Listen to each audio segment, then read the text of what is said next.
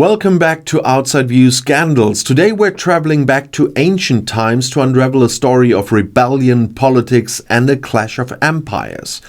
The rebellions of the Israelites against Babylon. And this isn't just a tale of defiance, it's a saga of political intrigue, devastating consequences, and a reminder that history often repeats itself, albeit with different players. To set the stage, we need to understand the geopolitical dynamics of the ancient Near East. In the 6th century BCE, Babylon was the reigning superpower, led by the formidable king Nebuchadnezzar II. The Babylonian Empire had expanded its reach, becoming a dominant force in the region. Caught in the middle of this expansion were the Israelites, specifically the kingdom of Judah, with its capital in Jerusalem. Judah, a relatively small kingdom, was already under Babylonian influence after an earlier conquest. But as history shows us time and again, subjugation breeds resentment, and resentment often leads to rebellion. The first major rebellion came in 597 BCE. Joachim, the king of Judah at the time, decided that paying tribute to Babylon was, beneath him. He stopped sending the tribute money and aligned with Babylon's rivals in Egypt. Now let's pause for a moment to appreciate the audacity here. Judah was not exactly a military powerhouse, and challenging Babylon was akin to a fly challenging an elephant. Unsurprisingly, this act of defiance did not sit well with Nebuchadnezzar. The Babylonians responded swiftly and brutally. Jerusalem was besieged, and Joachim died under mysterious circumstances, likely in the chaos of the attack. His successor, Jehoiakim, barely had time to warm the throne before Nebuchadnezzar's forces breached the city. The Babylonians plundered Jerusalem, deported the king and thousands of the elite, and installed Zedekiah, Jehoiakim's uncle, as a puppet ruler. It was a clear message: defy Babylon and you'll pay the price. But did Judah learn its lesson? Of course not. Fast forward a decade to 586 BCE, and Zedekiah, likely emboldened by misguided alliances with Egypt and a dose of overconfidence, decided to rebel against Babylon once more.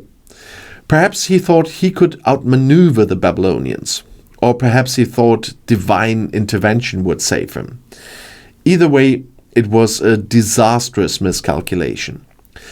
The second rebellion led to one of the most infamous events in Jewish history, the destruction of Jerusalem and the First Temple.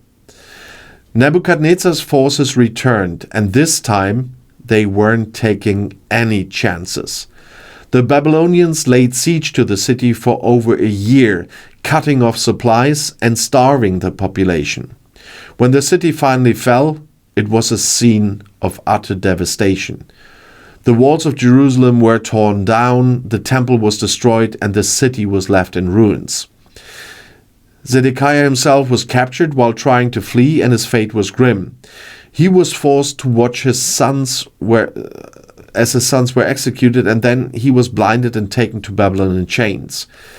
And the consequences of these rebellions were profound. The destruction of Jerusalem marked the beginning of the Babylonian exile, a period of displacement and despair for the Israelites.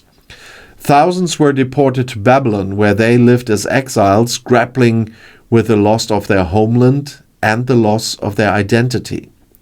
For the Babylonians, it was a demonstration of their power and a warning to other vassal states. But here's where the story takes an ironic twist. While the rebellions were catastrophic in the short term, they also set the stage for profound cultural and religious transformations.